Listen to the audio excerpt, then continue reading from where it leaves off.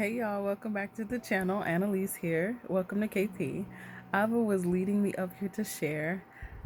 So he's been giving me these downloads for, here at Kingdom Perspective, like what we doing here is really, how you say, flipping the perspective. So flipping that worldly perspective to the kingdom perspective, hence kingdom perspective.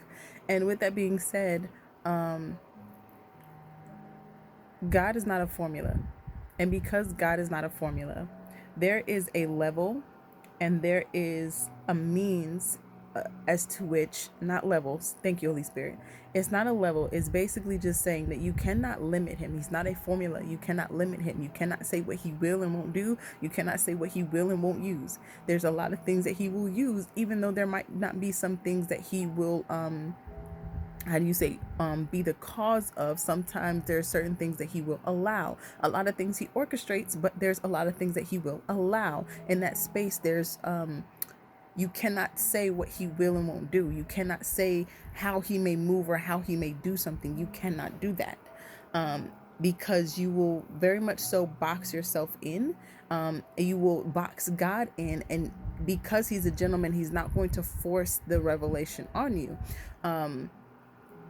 And as you grow, you begin to understand that there's a different levels to different things. I feel like there's just people, then there's called, then there's chosen, but then there's us that are elite chosen, where you don't have a choice, where that means you got to do what I told you to do. Just like Jonah in being swallowed up in the whale, he didn't want to go to Nineveh to do what God told him to do, but it was like, nah, you gonna get this working, you gonna do what I told you to do, because I want you to do it, period. So and of course this is like it's you being with Abba, sitting with Abba, and allowing him to minister to you and to pour into you, so that you understand what he's saying, what he means by it, etc., etc.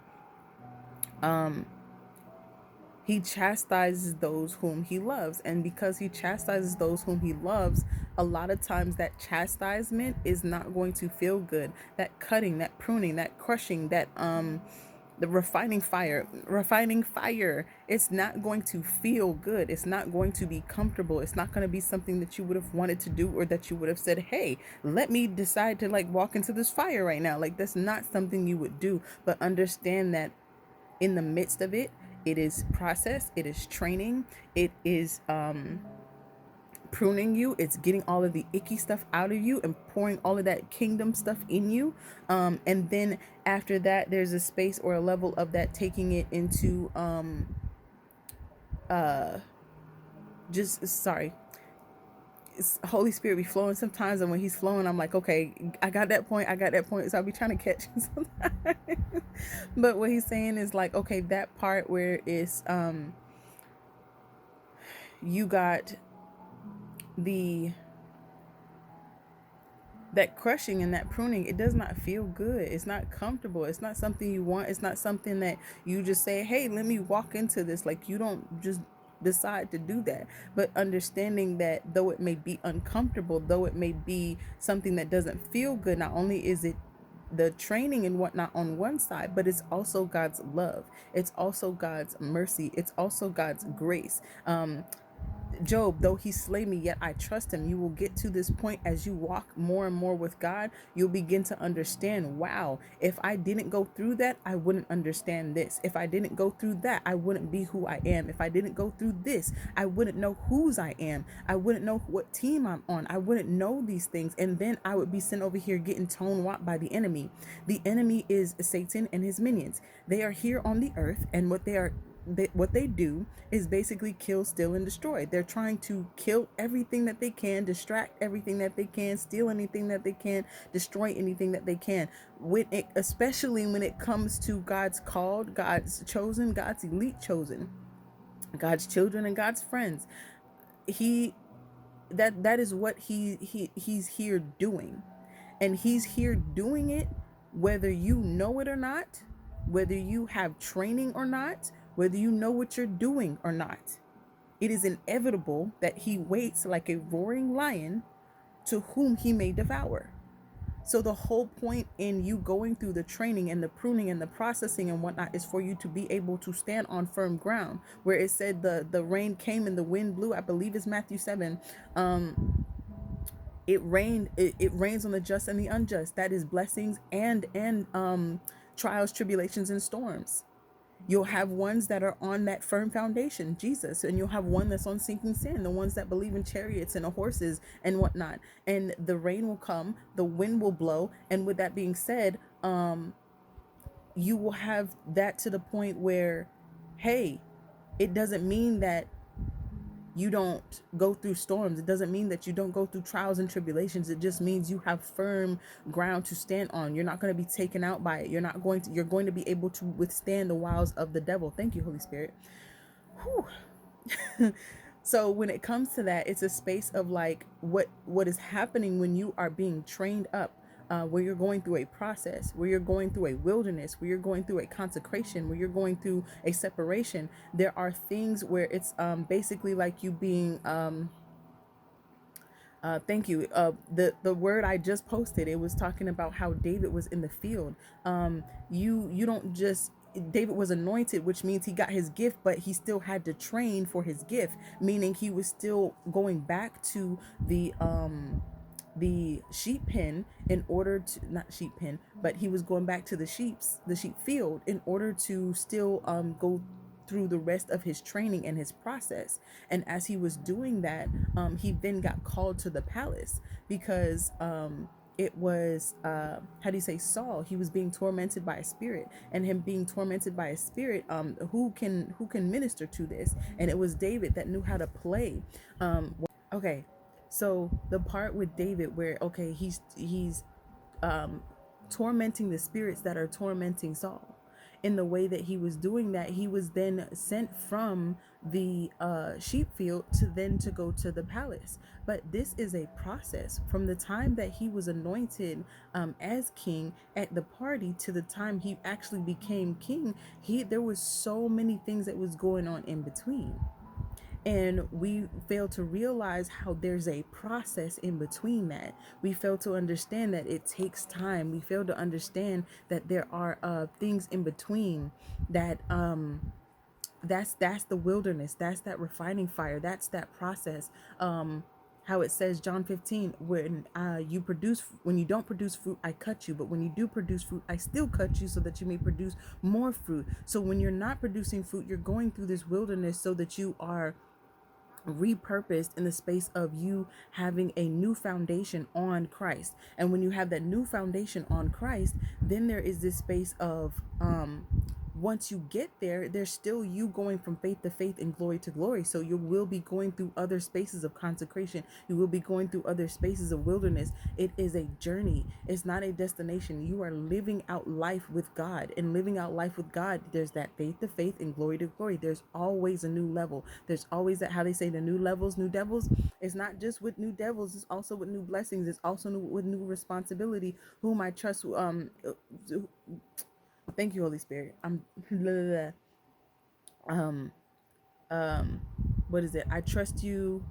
Since I can trust you with a little, now I can trust you with much. You stewarded over a little, now I can trust you with much. That's not just with blessing, that's with responsibility, that's with duty, etc., etc., etc. So like when you see it, it's like David, he had to be trained because now he had to go to the castle. And in going to the castle, being in the palace, castle, palace, he's in the palace, and now he gets to see how everything goes. He gets to see how everything operates. It's almost like getting a sneak peek of your job before you actually take the position. You know what I'm saying? You get to like do a little shadow before you actually get to like be on the job. And so he is that's what he's doing when he's going into the palace, and now he's being able to be trained, and then he becomes a general where it's the Saul slew thousands, but David slew 10,000s. It's like he's the general, etc., etc. So like you get to see how there is a process within it, and that process being something that is very crucial, that is very necessary. And because God is so good, you begin to understand that he may have pushed you in the street to skid your knee, but he pushed you in the street to skid your knee so that the car didn't hit you. Get me? Like there is a level of chastisement or just the way that you're training, your mantle calls for a certain training. And with your mantle calling for a certain training, all that you went through your life is what is stewarding you, probing you, that potter's wheel that is molding you and shaping you for that mantle that he's called you to. No matter what you do, you cannot pick a different mantle, because that is what is called for you. Just like when he was saying, Paul trying to go to Asia to preach the gospel, it wasn't that it wasn't a good thing, it wasn't that it wasn't a God thing, it just wasn't a Paul thing. So in the same breath, how it wasn't for Paul to do it, somebody had to go do it. And that somebody was, you get what I'm saying? With even with Jonah, somebody had to go do it. It was Jonah to be sent to Nineveh, where he got swallowed up in the belly of a whale. It was Jonah to do it. He didn't want anybody else to do it. It was Jonah to do it. And no matter how many straws that he picked, no matter where he ran, it was still that space of, no, this is for you to do. And so I want you to go to Nineveh to deliver the message to the people. With that all being said, sorry, I should have said this at the beginning. Go ahead and take this back to Holy Spirit. Take this back to Abba. Talk to your Father. Make sure this is for you. Test the Spirit by the Spirit. Don't just take every word. Don't just run with every word. Even mine, even parts of it, let him talk to him so he can let you know whether it's for you or not, what parts are for you or not, and then also if it's for you now or if it's for you later. That's how that'll go. So just as a reminder, bringing that back. But the whole point of talking about just there's a process to everything is to understand that this kingdom marriage journey is a process. Now, this is a matter of the heart, and it can get very confusing if you do not have emotional quotient, which is also what we talked about in Kingdom Perspective. If you do not have emotional quotient where you're able to regulate your emotions and articulate your emotions and also see how your emotions affect others, it is very difficult for you to decipher between your emotions and feelings and what is kingdom, what is God, what is commitment, what is covenant, what is true. And what I mean by that is that every fruit of the Spirit, don't quote me, but it's Galatians, I believe, Galatians 5:22. You have love, joy, peace, patience, kindness, meekness, gentleness, goodness, long-suffering, and self-control. I think I might have said 2 of those or double. But go read it. Galatians 5:22. The fruits of the Spirit. When it comes down to the fruits of the Spirit, when you look at things like joy, when you look at things like peace, when you look at things like love, our carnal minds will take this as feelings or emotions. They are not feelings and emotions. They are a state of being. So, love, because we're talking about kingdom marriage journey. So, keeping to that, so we're not getting all over the place. Love, when you go to 1 Corinthians 13, my favorite chapter. If you pick any chapter out of the whole Bible, that is my favorite chapter. When you pick any book out of the whole Bible, it's Proverbs. But anywho, 1 Corinthians 13, because it's speaking about love. For me, my life's mantra has always been love conquers all. Always, always, always, always, always. Love conquers all. God is love. Love conquers all. He's the undefeated champion. He's the beginning and the end, the first and the last, the Alpha and the Omega. There is nothing that is too hard for him. There is nothing that is impossible for him. He knows exactly what he's doing. He knows exactly what is going on. He has the whole world in his hands. So with that being said, there's a space of love conquering all, but understand that love is not a feeling. Love is not an emotion. This is where a lot of us get caught up. Not just the females, the males too, but you can see it a lot on the female side where it's just those bubbly feelings, the butterflies, the sweet things, like the romance of it all. Romance is not the same as love. romance can be produced from love. And for me, I just think of the romance part is literally like the sprinkle and the cherry on top of your ice cream sundae. But the foundation should be love, and the foundation of that should be the banana, which is God. If you get me, you caught it, you caught it. So with that being said, love is not a feeling. Love is not an emotion. Love is a commitment. As it says, love keeps account of no wrongs. Here, hold on. 1 second. 1 second. 1 second. 1 second. Let me see. Let me get it. Let me get it. There we go. I'm going to get it for you. I'm going to get it for you. Because he's just leading me to go ahead and just, there we go. My pen right there. I ain't even have to, lick the page.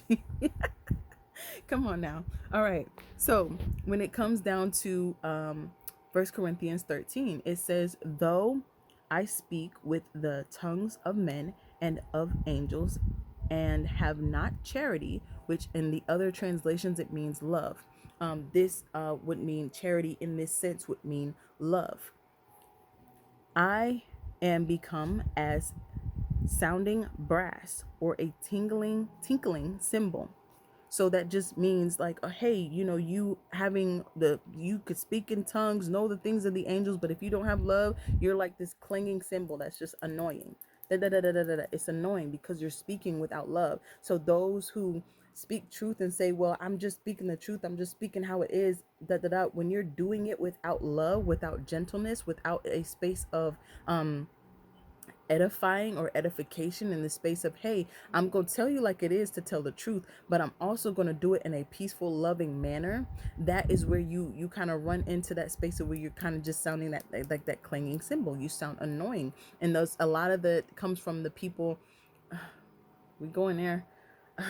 Okay, so from the people that really want to just be this arrogant, and walk in this arrogance, that want to walk in this space of like, well, I just tell the truth and I just tell it like it is, and you can't be mad because I'm telling it like it is. I'm telling the truth, but they just go ahead and like rip you a new butthole, like is serving your butt to you on a whole silver platter, like, here, eat it. Like, excuse my French, but you get what I mean. It's just like they're tearing you up, and it's like there's no gentleness with it. It's almost like thank you, Holy Spirit. It's like a doctor who has a scalpel and they're just cutting.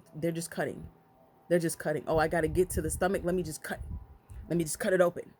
You know what I'm saying? Where when you have a surgeon that would move with knowledge, wisdom, understanding, and love, they're going to cut it in a manner. They're going to cut it gently. They're going to cut it in a way that they're able to get to the stomach, do what they need to do, causing as minimal damage to the veins, nerves, and skin as possible.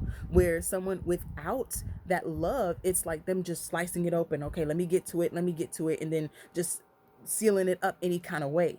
It's almost like thank you, Holy Spirit, those ones that are like I used to watch Criminal Minds back in the day, and I don't watch it anymore because, like, yeah, can't. But they're just like, because Holy Spirit's bringing me back here. So like, okay, the space where it would be like the way that you would have like a criminal mind that would like capture somebody, but the way that they would do stuff, they would like cut them up. They would cut them up, or they would like butcher it. Like, it wouldn't be like, they butcher you, like the way that they cut stuff up. Gruesome. Okay, moving on. Anywho, because we're speaking about love, right? But love can be gruesome like that. But here we go. And though I have, we're at verse 2, and though I have the gift of prophecy and understanding all mysteries and all knowledge, and though I have all faith, so that I could remove mountains, and have not charity, have not love, I am nothing. So this means, like, look, you can sit here and have all the knowledge of all the world. You could sit here and know everything about everything. But if you do not have love, you are nothing. You have nothing. With that being said, and though I bestow all my goods to feed the poor, and though I give my body to be burned, and have not charity, it profiteth me nothing. So you can sit here giving to the poor, you can sit here being a sacrifice, you can sit here um doing all of those things like a good Samaritan, being that person. You're always volunteering, you're always giving, you're always serving, but if you do not have love, it doesn't profit you anything. So you want to move in love at all times. You have the opportunity to move in the fruits of the Spirit at all times in every moment. It is challenging, it is difficult, but you have the opportunity to do so. And though I bestow all my goods, nope, we just read that. Sorry. We're at verse 4. So charity, love, suffereth long. That's part of one of the fruits of the Spirit, long suffering. So love suffereth long and is kind. Love envieth not. So it doesn't envy. It's not sitting here like looking all, there's a difference between jealousy and envy. Jealousy is someone you threatened by the way someone may be able to take something that you have. But envy is you feeling this space of disturbance in the space that you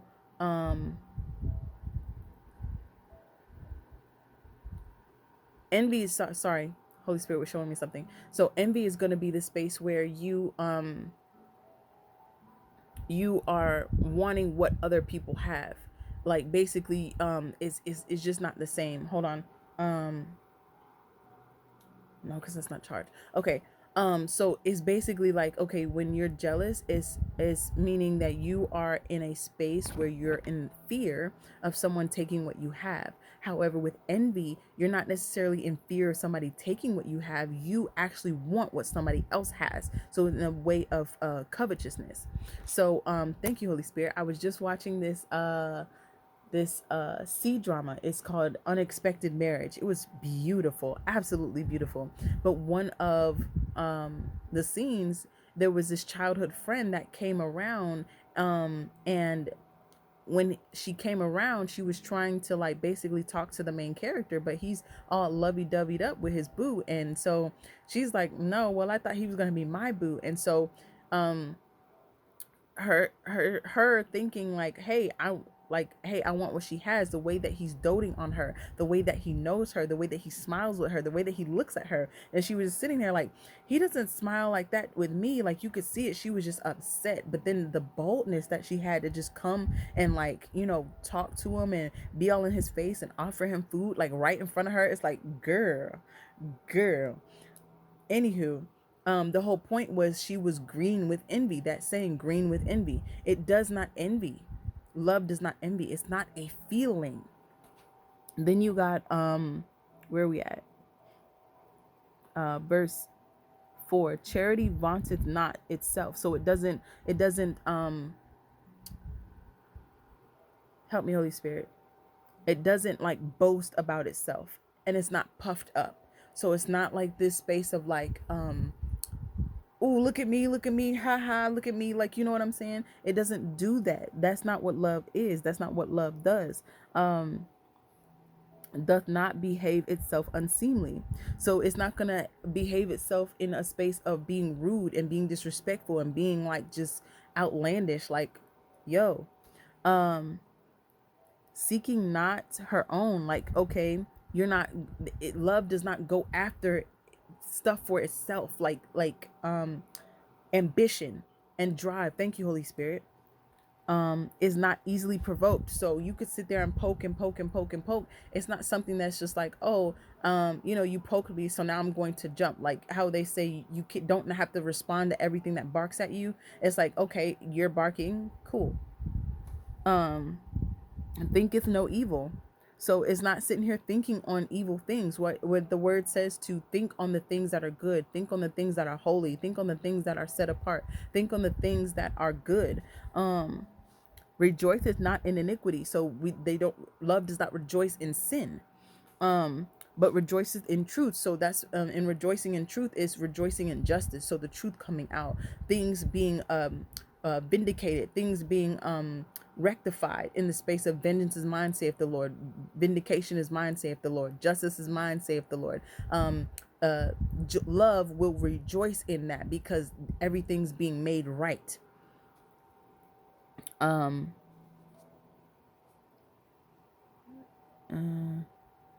Let's see, we're at verse 7. So beareth all things, believeth all things, hopeth all things, endureth all things. That speaks for itself. Love never faileth, never fails. Love never fails. But whether there be prophecies that shall fail, whether there be tongues, they shall cease. Whether there be knowledge, it shall vanish away. For we know in part and we prophesy in part. So the way that that's just speaking on the space of like, okay, you can see certain things as prophets, as seers, as dreamers. You can see certain things, and what you see, even if you bring it back to God and he's confirmed that to you, it's going to be a space of, okay, that is not that's not the full picture. You're getting like a puzzle piece. There's a whole big old puzzle and you're getting like a puzzle piece. Sometimes Abba will go ahead and give you a few puzzle pieces, and sometimes there are a few puzzle pieces to different puzzles, so you're not seeing the whole picture even with the glimpses that he's giving you and confirming to you. Where we But when that which is perfect is come, then that which is in part shall be done away. So basically, when it's made perfect, when it's made known, when God comes to make it right, all of the pieces or whatever pretty much go away because they're now morphed or sealed into that puzzle. Like when you press the puzzle piece, oh gosh, Holy Spirit, when you press the puzzle piece into the puzzle and it like now it's like, okay, you get me. Oh my goodness. Okay. So then when I was a child, I spake as a child, I understood as a child, I thought as a child, but when I became a man, I put away childish things. This is how you mature in the space of maturity. When you're in that love, there's a love that you had that's kind of like this puppy love, which is the butterflies, it's the feelings, the emotions, the giggling, the sweet things, the romance things. But when you mature and you grow higher, I didn't even see it like this. Wow, Holy Spirit.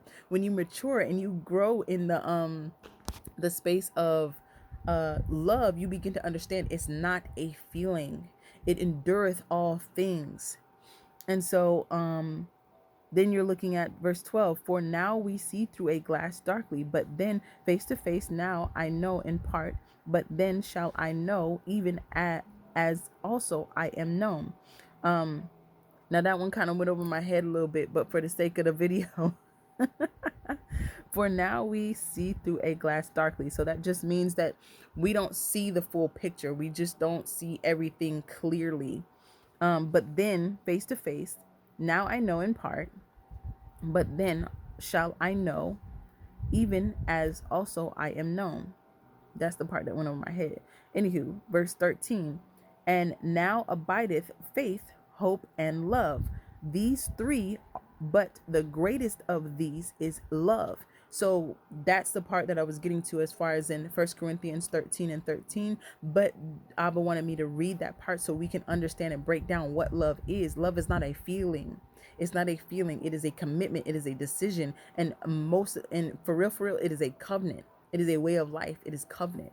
And it's hard to love. This is where the fruits of the Spirit come very, how do you say, not easy, because it's a space of, it's not easy for you to do. You are born in iniquity and you are shaped in iniquity being in this world. So with that being said, it's a space and place of like, that doesn't come easy to you. The sin comes easy to you because it's easy to do. You don't have to think about it. You don't have to stop yourself. You don't have to,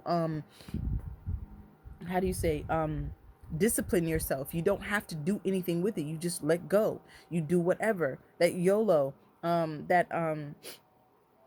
doing what your heart wants, etc., etc. So the point here being is how it said the great you now and now abideth faith, hope, and love. These three, but the greatest of these is love. So you have, these are like considered the greatest things: faith, hope, and love. But the greatest of these is love. Another translation says love conquers all. So in that space, with love being love conquering all, it is a space of love not being based off of emotion. It is not based off of emotion. It's not based off of feeling. It's not based off how many flowers you got. It's not based off of if, you get your feet rubbed, if you go out to eat, if you go on vacation. It's not based off of that. That is not what love is. Love is Love endureth all things. Love believeth all things. Love beareth all things. Love. Sorry, I'm getting excited. And this is just, it's just, I'm a hopeless romantic. When I say I rebuke that helpless romantic. I'm a helpless romantic in the space of I love romance. I love love. But I understood there was a level of walking with God to then understand in that transition that love is not just a feeling. Love is not just the wedding bands and the wedding bells when you getting married with the wedding dress, etc., etc. Love is more than that. Love is more concrete than that. It is firm foundation because God is love. So with that being said, when it comes down to this kingdom marriage journey, one of the things we have to understand is God is love, and we have to understand what the bigger picture is. This is why I was talking about how the enemy comes to steal, kill, and destroy, because one of the first frontiers is going to be marriage, because marriage produces families, and families produce unity, and with unity you have communities, and when you have communities you now have a body that is able to rely on each other, and when they're able to rely on each other, that is withstanding the wiles of the devil. It's not is bringing that three-stranded cord is not easily broken, but then it's also that one act of kindness always sparks another. Klaus, if you get me, you know what I'm talking about. But that space is like, it's a community that links together, and it's not easily broken. It's not easily divided. Even if it's like, okay, it's God, and then you got, linking with, neighbor to neighbor, that's not easily broken.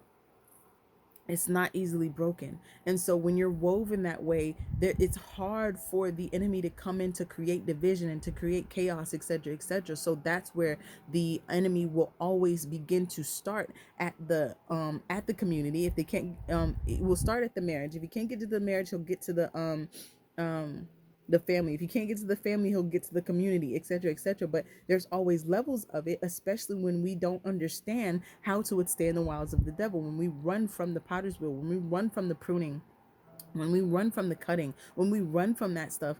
It does not help us. The devil is coming whether we know how to handle it or not. He's a trickster. He's clever. He knows the Bible. He's not bigger than you. He's not scarier than you, but he likes to puff himself up to make him look scarier than you. He likes to puff everything up and breathe lies. So take a little bit of truth and wrap it in a bunch of lies. So it's like, it kind of sounds true, but unless you have the discernment, the ears to hear, the eyes to see, if you have the Holy Spirit and you're connected with Holy Spirit to help you pivot and to flow and to understand how the enemy is coming, only then will you be able to really understand what is going on. The scales being removed from your eyes, the cotton being removed from your ears. Like, you'll be able to hear, you'll be able to see. And with that being said, the whole point is so that you're able to withstand the wiles of the devil. The whole point, the bigger picture here, is that you are a reflection of God to be an adversary to his enemies, which is Satan and his minions.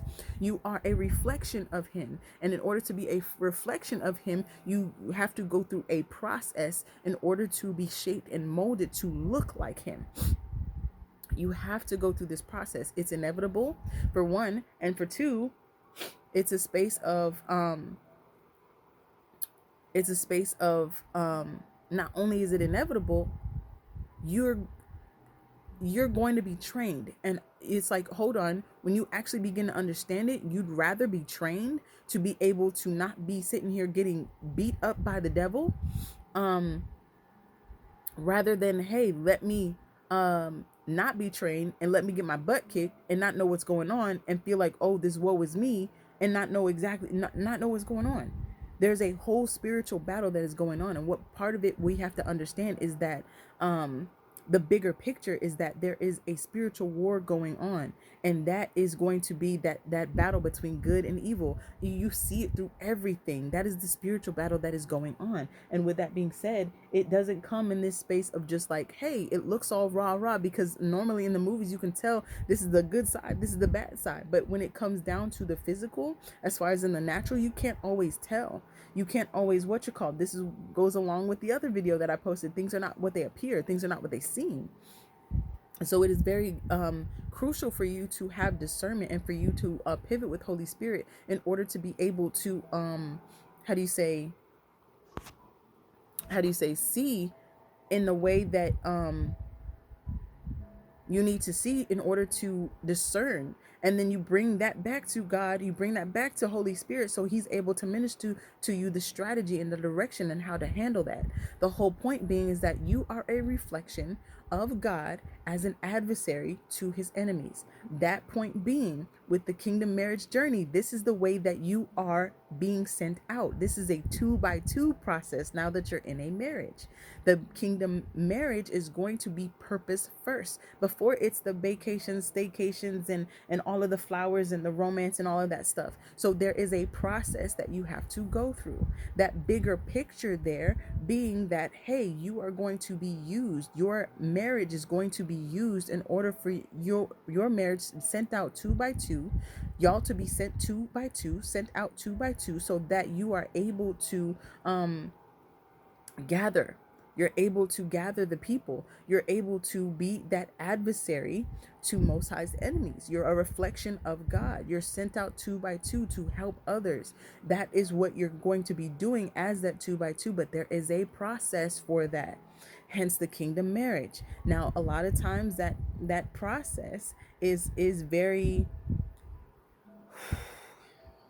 is brutal. Being on the potter's wheel, being cut just in general is brutal. But when you're being cut to understand your mantle, and then you're also being cut as a helpmate to then help carry your partner's mantle, in order for them to be then put on the potter's wheel, for them to be cut or and then carry their mantle, for then you guys to be sent out 2 by 2, there is a process for that. There is a process to that. So just to understand the bigger picture here, it's more than just, hey, it's a kingdom marriage. It's more than just, hey, that was made by God. There is a backside, there is an underbelly that goes on that's just, my goodness, my goodness, my goodness. But that is all Abba is leading me to share right now. I believe he wants me to do another video, so I'll go ahead and do that. But basically, it's just understanding that the kingdom marriage is a process, and because there is a process, there's a reason behind it. The reason behind it is because the enemy is coming after marriages. They're coming after unions. They're coming after families. And when you have a destroyed community, you have destroyed families, you have destroyed marriages, there's just all of this chaos. That is what they want to do: breed this chaos, kill, steal, and destroy.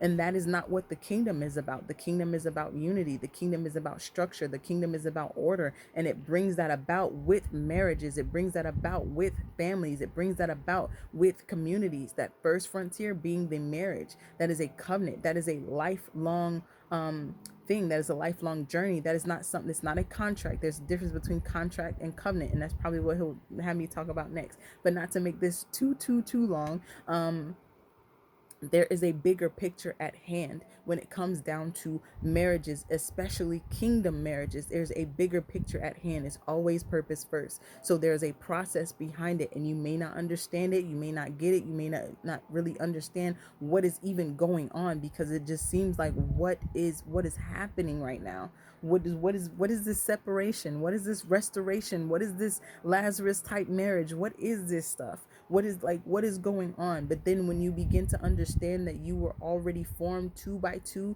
you begin to understand all of this was orchestrated, and it was orchestrated because your mantle required a certain training, and this was the training that your mantle required in order for you to carry your mantle. Your mantle is usually going to be what they call like a coat, like a shawl. Wow, thank you, Holy Spirit. The coat of many colors, that is your mantle. And with that being your mantle, I think we just spoke about this. I just posted this. Oh my goodness. That being your mantle, that can be heavy, and it can crush you if you are not trained up to carry it. Oh my gosh. Thank you, Holy Spirit. But yes, make sure you bring this back to God. Ooh, taking my whole glasses off. Bring this back to God. Test the spirit by the spirit. Remember, God is love. Jesus is the way, the truth, and the light. And go ahead, like, comment, subscribe, do the thing. But yeah, I will be back up here when he leads me to do another one. Bye.